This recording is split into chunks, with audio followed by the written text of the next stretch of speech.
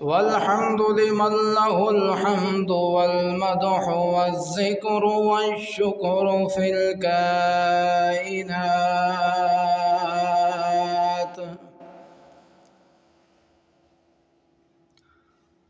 لا شريك له ولا نظير له ولا وزير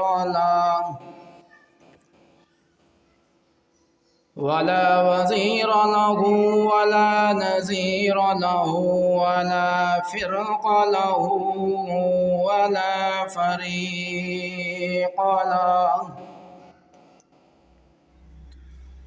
لا شريك له في كمالاته وعاداته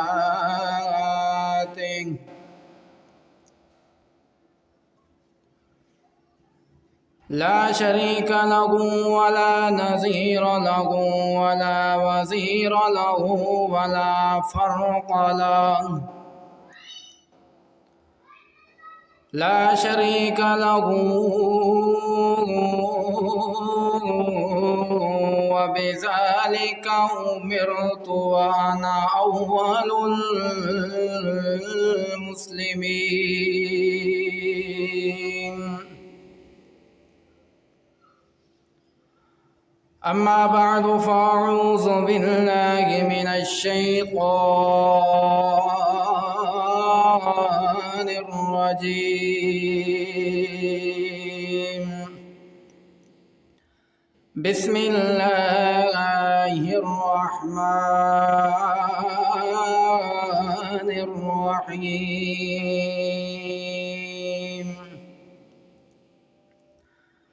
يا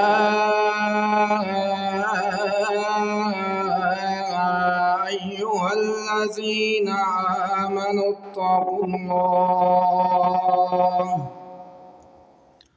حق تقاته ولا تموتن إلا وأنتم مسلمون سبحان ربك رب العزة عما يصفون وسلام على المرسلين والحمد لله رب العالمين.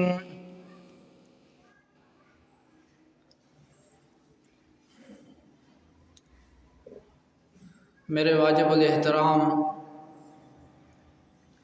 محترم معظم اور معزز عزیز بزرگوں، بھائیوں اور دوستوں، حالات اور وقت کے مطابق گفتگو کرنا نبی کریم صلی اللہ تعالی علیہ وسلم کی سنت ہے۔ آپ علیہ السلام جب بھی کوئی فعل کرتے، کوئی عمل کرتے، کسی مقام پر کوئی گفتگو کرتے یا تقریر کرتے تو وقت اور حالات کی نزاکت کے مطابق گفتگو فرماتے تھے، حتیٰ کہ نبی کریم صلی اللہ تعالی علیہ وسلم لوگوں کے حالات کے مطابق نماز جیسی عظیم عبادت کو بھی مختصر فرما دیا کرتے تھے۔ جب بچوں کے رونے کی آواز آتی یا آپ کی ابتدا میں کہیں پر بزرگ اور بوڑھے ہوتے یا کہیں پر کوئی مزدور ہوتا تو آپ علیہ السلام اس بزرگ کی کمزوری، بچے کی کمزوری اور مزدور کی تھکاوٹ کا لحاظ کرتے ہوئے نماز کو بھی مختصر فرما دیا کرتے تھے۔ تو حالات اور وقت کے مطابق گفتگو کرنا نبی کریم صلی اللہ تعالی علیہ وسلم کی سنت بھی ہے، وقت کی ضرورت بھی ہے اور لوگوں کا اس میں فائدہ بھی ہے۔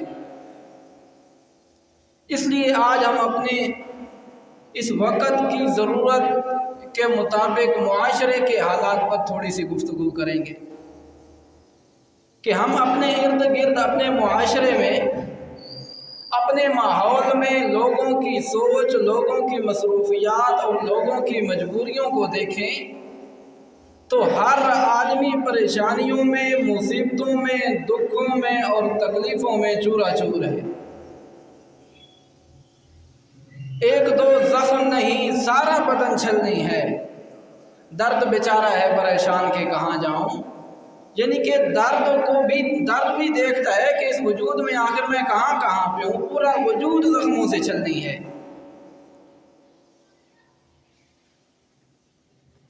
حالانکہ ہم جس نام سے جانے جاتے ہیں، ہمارا مذہب اسلام ہے اور ہمارا نام مسلمان ہے۔ دو ناموں سے ہمیں پہچانا جاتا ہے، ایک مومن اور دوسرا مسلمان۔ مومن یہ ایمان سے ہے اور ایمان کا معنی ہے امن اور اطمینان والا، اور مسلمان یہ سلم سے ہے اور سلامتی سے ہے، جس کا معنی ہے مسلمان یعنی کہ یہ وہ آدمی ہے کہ ہر وقت جس کی زندگی میں خوشیاں ہی خوشیاں ہیں، سکون ہی سکون ہے، آرام ہی آرام ہے، برکتیں ہی برکتیں ہیں۔ جس آدمی کی زندگی میں بہاریں ہی بہاریں ہوں، اسلام کے روپ میں اسے مسلمان کہتے ہیں۔ لیکن سوچنے کی بات ہے کہ ہم ادھر مسلمان بھی ہیں اور پریشان بھی ہیں، مسلمان بھی ہیں اور تکلیفوں کا شکار بھی ہیں، مسلمان بھی ہیں، ہماری زندگی میں بے چینی بھی ہے۔ اور دوسرا وعدہ اللہ رب العزت نے مسلمانوں سے کیا تھا، انتم الاعلون ان کنتم مؤمنین، کہ اے ایمان والو پوری دنیا پر ہمیشہ تمہارا ہی غلبہ رہے گا۔ یعنی کہ مومنوں سے، مسلمانوں سے تو اللہ رب العزت کا یہ وعدہ تھا کہ تم کہیں پر بھی کمزور نہیں ہوگے، ہر جگہ پہ تمام کافروں پر تمہاری ہی حکومت ہوگی، تمہارا ہی غلبہ ہوگا، باقی سارے تمہارے نیچے لگ کر رہیں گے۔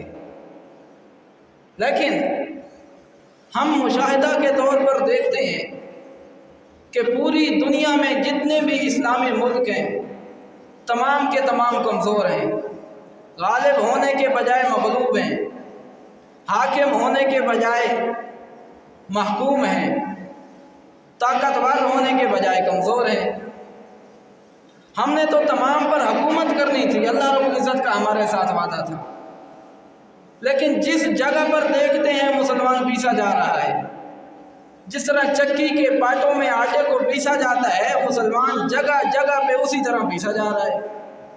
حالانکہ رب کا تو وعدہ تھا کہ ہر حکومت پر دنیا کی سپر پاور تم ہی ہوگے۔ تو اب دو ہی صورتیں ہیں، یا تو ہم یہ کہیں کہ اللہ رب العزت کا معاذ اللہ وعدہ جھوٹا تھا، یا پھر ہمارا اسلام اور ہمارا مسلمان ہونے کا دعویٰ جھوٹا ہے۔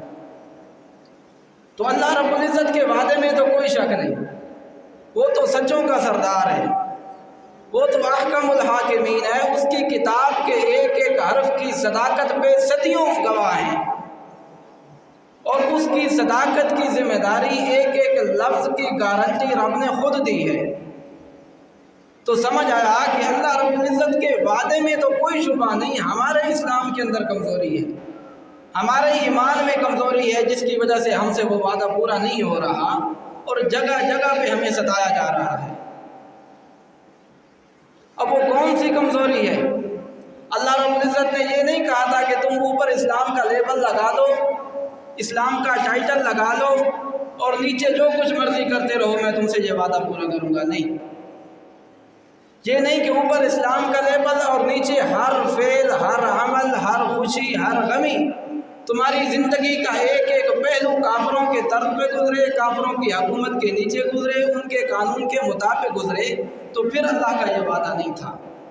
وعدہ یہ تھا کہ اسلام کا دعویٰ کر کے اپنے وجود پر بھی اسلام کو ظاہر کرو، اسلام کا وعدہ کر کے، اسلام کا دعویٰ کر کے تمہارے قول میں، فعل میں، عمل میں، کردار میں اللہ رب العزت کی اطاعت کی روشنی ہو، نبی کی سنت کا نور ہو، تب مسلمانوں سے یہ وعدہ پورا ہونا تھا۔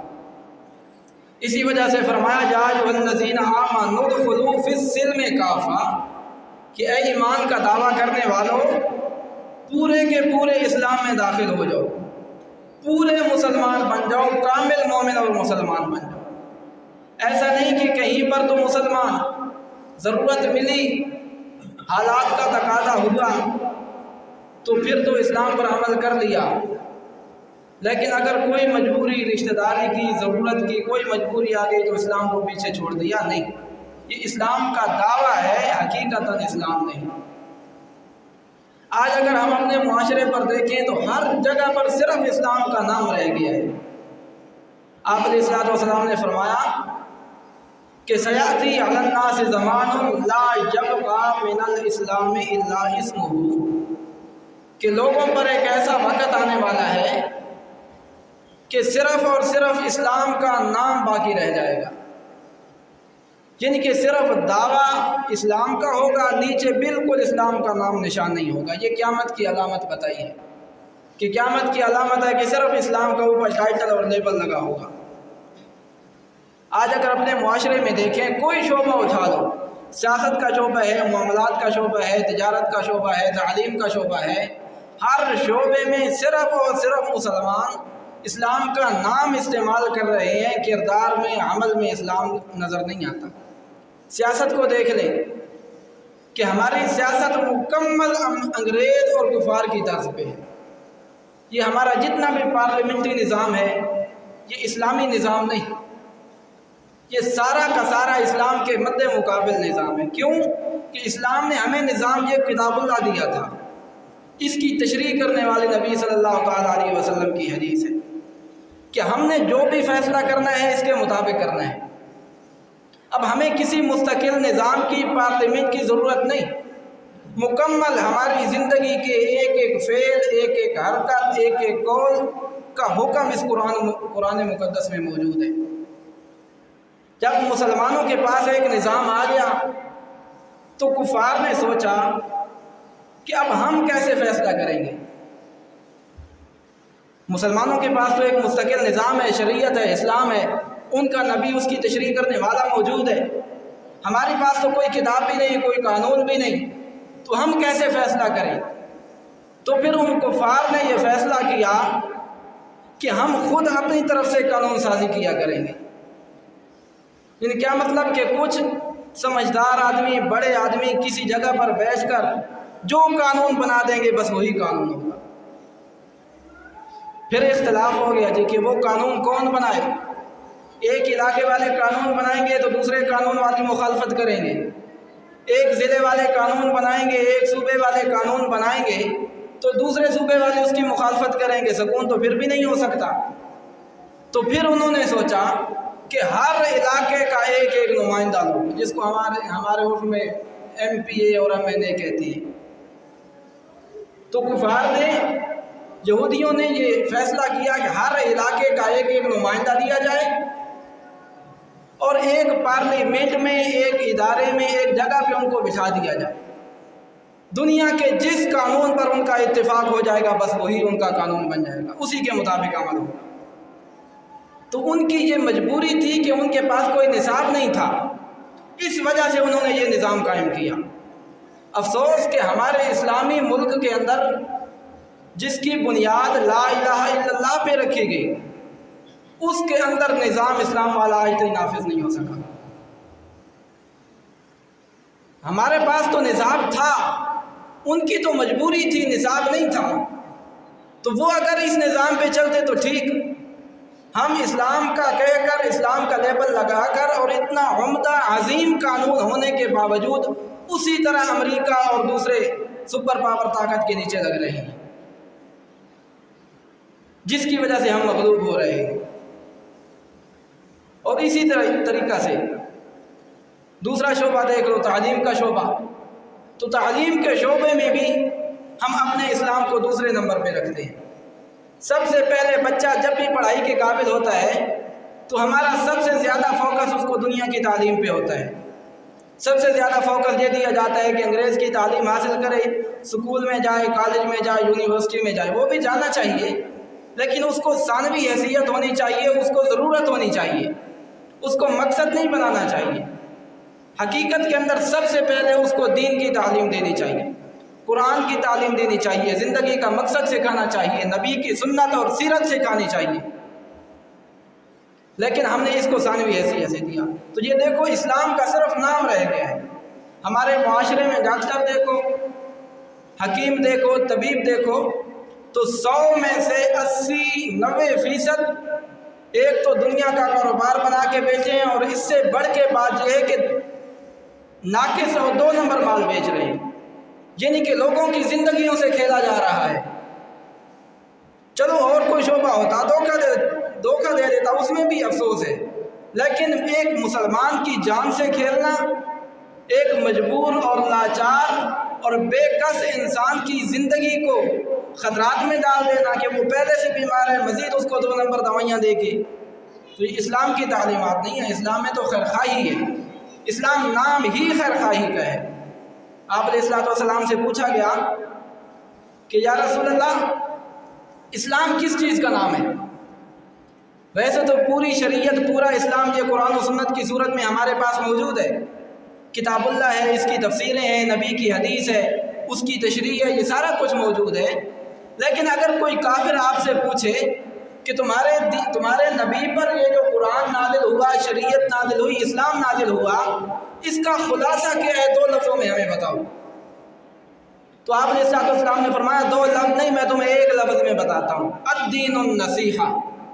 میری اوپر نازل ہونے والی پوری شریعت کا خلاصہ اور نچوڑ خیرخواہی ہے، نصیحت ہے، خیرخواہی ہے، انسانیت کی، لوگوں کی، ان کی ہمدردی کرنا، ان کو فائدہ پہنچانا، ان کو دنیا کے نقصانات اور اخروی عذاب سے بچانا، یہ پورے دین کا خلاصہ ہے۔ لیکن آج ہمارا ہر مسلمان دوسرے کی غیبت، دوسرے کی چغلی، دوسرے کو نقصان پہنچانا، اس کی ٹانگیں کھینچنا، اس کو بلندی پر پہنچنے سے روکنا، اس کے ساتھ حسد رکھنا، سارا معاشرہ اسی میں ملوث ہے۔ صرف اسلام کا نام ہے، جیسا کہ آپ نے پیشن گوئی کی تھی۔ ہمارے گھروں کے اندر قرآن مقدس کی تلاوت نہیں، تلاوت کے بجائے گانے اور فلمیں چلتی ہیں۔ ہمارے معاشرے کی عزت، ماں، بہن، بیٹی بازاروں کی زینت بن رہی ہے۔ جس کو ایک کافر کی بیٹی تھی، آپ حاتم تائی، اس کی بیٹی تھی، نبی علیہ الصلوۃ والسلام کے بارگاہ میں آئی اور سر پہ کپڑا نہیں تھا۔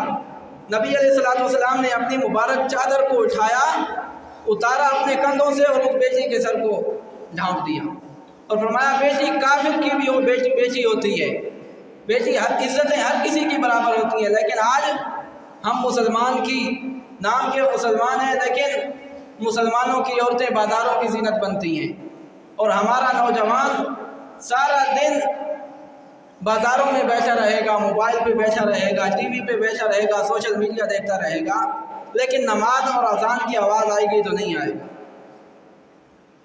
دن میں 5 مرتبہ اللہ رب العزت ہمیں بلاتے ہیں۔ کائنات کا کوئی بڑا ہمیں بلا لے، کوئی MBA بلا لے، MNA بلا لے، تو 2 منٹ کی دیر نہیں کرتے، اپنے سارے کام کو ادھر ہی چھوڑ کر اس کے بارگاہ میں پہنچ جاتے ہیں، مجھے فلاں نے بلایا ہے۔ لیکن اللہ رب العزت انسان کو دن میں 5 مرتبہ بلاتے ہیں، لیکن ہمیں پرواہ بھی نہیں ہوتی۔ وہی نبی علیہ الصلوۃ والسلام کی پیشن گوئی ہے کہ صرف اسلام کا نام باقی ہے، اندر کے اندر کچھ بھی نہیں۔ علامہ اقبال نے کہا تھا کہ ظاہر میں ہو تم نصارہ، تمدن میں حدود، یہ وہ مسلمان ہیں جنہیں دیکھ کے شرمائے یہود۔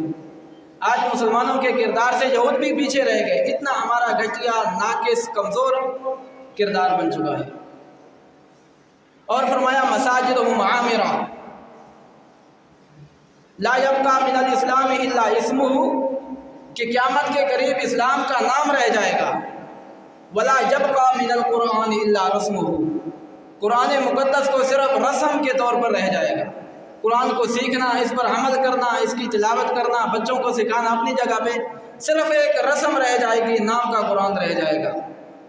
قرآن مقدس میں کیا لکھا ہے، اس کا مفہوم کیا ہے، اس کی آیات ہم سے کیا تقاضا کرتی ہیں، کیا بتاتی ہیں، کسی کو پتہ نہیں ہوگا۔ اس کو مال برکت کے لیے رکھا ہوا ہوگا، اور ایسی الماڑی میں کہ آج اگر کسی کے گھر میں مہمان جائے تو ٹی وی کا پوچھنا نہیں پڑتا، سامنے پڑی ہوتی ہے۔ کوئی چیز ہو، ایک جائے نماز کا پوچھنا پڑتا ہے اور دوسرا کتاب اللہ کا پوچھنا پڑتا ہے کہ وہ کہاں پڑی ہے، کیونکہ اس کو کر کے کسی کونے میں رکھ دیتے ہیں۔ بالکل کسی چیز کا پوچھنا نہیں پڑتا، صرف ان دو چیزوں کا۔ کیوں؟ ان کی ضرورت ہی ان کو نہیں آتی، کبھی نہ قرآن کی تلاوت کی ہے، نہ جائے نماز پہ کوئی نماز پڑھی ہے۔ ضرورت ہوگی تو سامنے پڑی ہوگی، صرف کتاب اللہ کا نام ہے، قسمیں اٹھانے کے لیے ہے، برکت کے لیے رکھ دیا ہے، بس سیکھنے سمجھنے کے لیے نہیں۔ یہ قیامت کی دوسری نشانی نبی علیہ الصلوۃ والسلام نے بتائی کہ قرآن مقدس کو مال ایک رسم کے طور پر۔ تیسری بتائیے مساجدہم عامرہ، کہ ایک وقت آئے گا مسجدیں ویران ہو جائیں گی، مسجدیں بے آباد ہو جائیں گی، مسجدیں ویران ہو جائیں گی، ان کو سنبھالنے والا کوئی نہیں ہوگا، ان کے اندر نماز پڑھنے والا کوئی نہیں ہوگا۔ وہی اخراب من الہدیٰ، اور مساجد کے اندر ہدایت کی بات نہیں ہوگی، مساجد کے اندر اللہ رسول کا تذکرہ نہیں ہوگا، سٹیجوں سے جھوٹے قصے کہانیاں سنائے جائیں گے، سٹیجوں کے اوپر انتشار اور فتنہ پرستی کی بات ہوگی، اور عوام الناس بھی مسجد میں آئے گی تو دنیا کی باتیں کریں گے۔ یہ قیامت کی علامت ہے۔ جب اللہ رب العزت کے گھر کو ویران کر دیا جائے گا تو پھر آباد نہیں ہو سکتے اپنے گھر۔ یہ انسان کی بھول ہے کہ سارا دن محنت کر کے اپنے گھر کو آباد کر دے گا۔ جو رب کے گھر کو برباد کرتا ہے، اللہ کبھی اس کے گھر کو آباد نہیں کرتے۔ جو رب کو پریشان کرتا ہے، رب ذوالجلال کی خوشی میں خوش نہیں ہوتا تو اس کی زندگی سے خوشیاں چھن جاتی ہیں۔ جو رب کی رضا پہ راضی نہیں ہوتا تو کبھی بھی اس کو دنیا کے کسی فعل سے رضا حاصل نہیں ہو سکتی۔ مسجدیں آباد ہوں گی تو ہمارے گھر آباد ہوں گے، مسجدیں آباد ہوں گی تو ہمارے زندگی کے اندر سکون ہوگا۔ مساجد میں اللہ رب العزت کی خوشی میں ہی ہماری خوشی ہے، اور کسی صورت میں خوشی نہیں مل سکتی۔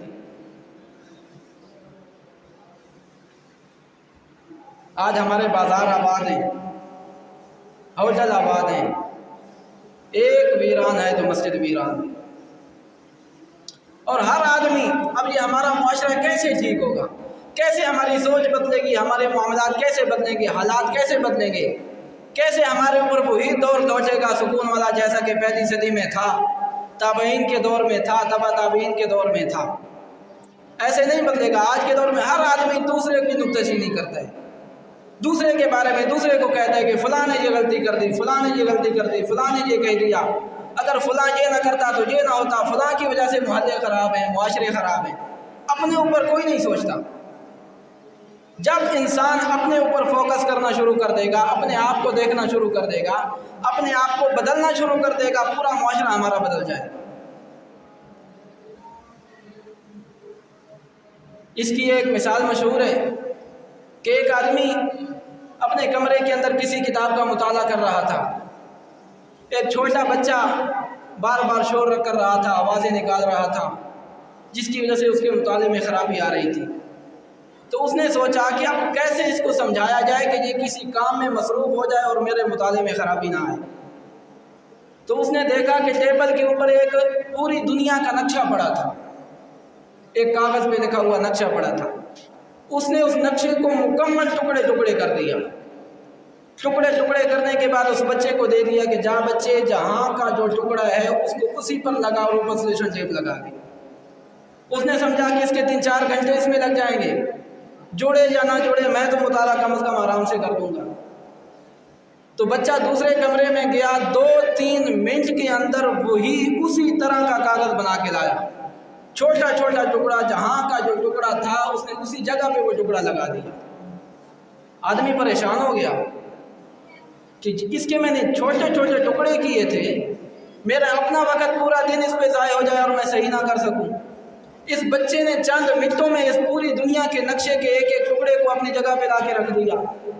تو بچے سے پوچھا کہ یہ تو نے کیسے کیا ہے؟ اس نے کہا کہ یہ جو دنیا کا نقشہ تھا میرے سامنے، میں نے اس نقشے کو نہیں دیکھا، اس کاغذ کو میں نے الٹا تو دوسری طرف ایک انسان کی تصویر تھی۔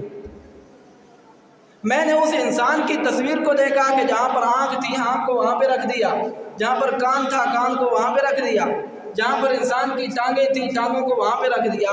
تو میں نے اس پوری دنیا کے نقشے کے دوسری طرف ایک انسان کی تصویر پہ فوکس کیا، جو انسان کی تصویر سیدھی بنی تو دوسری طرف پوری دنیا کا نقشہ خود بخود سیدھا ہو گیا۔ اسی طرح اللہ فرماتے ہیں کہ انسان تو اپنے اوپر فوکس کر، تو اپنے آپ کو بدل، اپنے آپ کو ٹھیک کر۔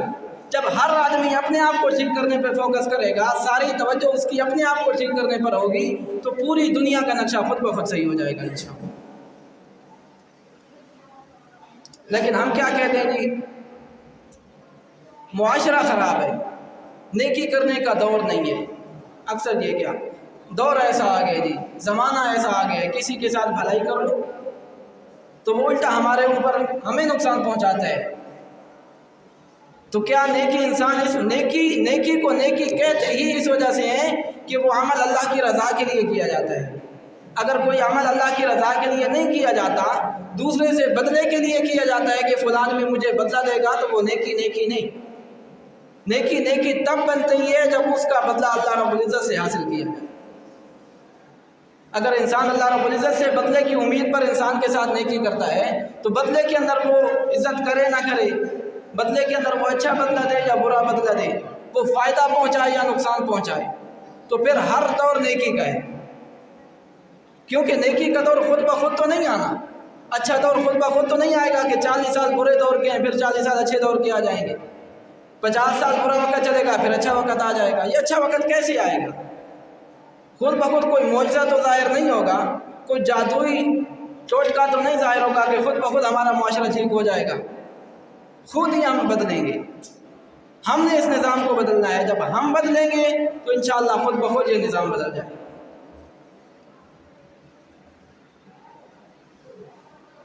آپ علیہ السلام نے فرمایا، یا ایھا الذین آمنوا اتقوا اللہ حق تقاتہ۔ اللہ رب العزت کی کتاب اللہ میں ہے، یا ایمان والو اللہ رب العزت سے اس طرح ڈرو جس طرح ڈرنے کا حق ہے، ولا تموتن الا وانتم مسلمون، اور نہ تم مرو مگر مسلمان ہونے کی حالت میں، یعنی کہ تمہیں حالت اسلام میں موت آئے۔ اب کیسے انسان کو مرنے کا وقت تو معلوم نہیں کہ کون کس وقت مرے گا، کسی کو کوئی پتہ نہیں۔ بِأَيِّ أَرْضٍ تَمُوتُ، اس کو کوئی پتہ نہیں میں نے کس سیکنڈ میں، کس علاقے میں، کس حالت میں، کس دن مرنا ہے، یہ صرف اللہ رب العزت جانتا ہے۔ لیکن اللہ فرماتے ہیں کہ مسلمان ہونے کی حالت میں تم مرو۔ کیا مقصد ہے؟ یہ مقصد ہے کہ تم ہر حالت میں ہر وقت مسلمان ہونے کی حالت میں رہو، ہر وقت اسلام کی حالت میں رہو، تاکہ جب تمہارے اوپر موت آئے، موت کا وقت آئے، تو اس وقت بھی تم حالت اسلام میں ہو۔ اور ادخلوا فی السلم کافہ، مکمل اسلام کی حالت میں تمہاری خوشی ہو۔ آج اگر ہمارا ہر آدمی یہ سوچ لے، ہمارا تاجر ہے تو یہ سوچ لے کہ میں نے 2 نمبری نہیں کرنی، ناپ تول میں کمی نہیں کرنی، ہمارا مزدور ہے وہ یہ سوچ لے کہ آئندہ میں اپنے کام میں کام چور نہیں کروں گا، غفلت نہیں کروں گا۔ اگر کوئی حاکم ہے تو وہ یہ سوچ لے کہ میں غلام پر ظلم نہیں کروں گا، نوکر پہ، نوکر ہے تو یہ سوچ لے کہ میں اپنے مالک کا نقصان نہیں کروں گا۔ اگر کوئی دکاندار ہے یہ سوچ لے کہ آئندہ میں ناپ تول میں کمی نہیں کروں گا۔ جب ہر آدمی اپنے متعلق صرف یہ اپنی ذات کو ٹھیک کرنے کے بارے میں سوچ لے گا، تو خود بخود ہمارا معاشرہ صحیح ہو جائے گا۔ اس وقت پھر اللہ رب العزت کے وہ وعدے آہستہ آہستہ پورا ہونا شروع ہو جائیں گے۔ نبی کریم صلی اللہ تعالیٰ علیہ وسلم کے دور میں جو مسلمانوں کے اوپر بہاریں تھیں، جو خوشیاں تھیں، خود بخود ریورس ہونا شروع ہو جائیں گے، اسی طرح انسان کو ملنا شروع ہو جائیں گے۔ جو مسلمانوں سے وعدے چھن چکے ہیں، آج خوشیاں ساری ہم سے چھن کر کافروں کی حالت میں چلی گئی ہیں۔ خوشیاں جو مسلمان کے نصیب ہونا تھی وہ کافر کے گھر میں ہے، جو سکون مسلمان کے گھر میں ہونا تھا وہ کافر کے گھر میں ہے، جو غلبہ، جو سلامتی مسلمان کو ملنی تھی وہ مسلمانوں کے مد مقابل کو ملی ہوئی ہے۔ کیوں کہ مسلمان کا جو فریضہ تھا، جو مسلمان کا منصب تھا، جو مسلمان کا حق تھا، وہ اس نے اپنے حق کو چھوڑ دیا ہے۔ مسلمان نے اللہ رب العزت کے حق کو چھوڑ دیا ہے، اللہ رب العزت نے اپنے وعدوں کو چھوڑ دیا ہے۔ جب اللہ رب العزت کے وعدے پورے ہوں گے تو خود بخود انسان کے اوپر کوئی حالتیں آنا شروع ہو جائیں گی۔ صحابہ کرام کے دور میں کیا تھا؟ مکمل طور پر سکون تھی، دل مطمئن تھا، अला बिज़िक्रिल्लाहि तत्मइन्नुल क़ुलूब। क्योंकि दुनिया के पैसे में, दुनिया के कारोबार में सुकून नहीं है। सुकून सिर्फ़ और सिर्फ अल्लाह रब्बुल इज़्ज़त की रज़ा में है, अल्लाह रब्बुल इज़्ज़त की याद में है। कुरान मुक़द्दस में सुकून है। अगर सुकून माल में होता तो कारून कभी भी कुफ्र की हालत में ना मरता, बेचैनी की हालत में ना मरता। और अगर बादशाहत में सुकून होता तो फ़िरौन कभी भी ज़िल्लत की मौत ना मरता। और सुकून सिर्फ़ और सिर्फ रब्बे ज़ुल जलाल के कलाम में है, आप अलैहिस्सलातु वस्सलाम के फरमान में है। अल्लाह रब्बुल इज़्ज़त से दुआ है कि अल्लाह रब्बुल इज़्ज़त हमें सही मानों में शरीयत पर और आप अलैहिस्सलातु वस्सलाम के तरीक़ों पर चलने की तौफ़ीक़ अता फ़रमाए। वमा अलैना इल्लल बलाग।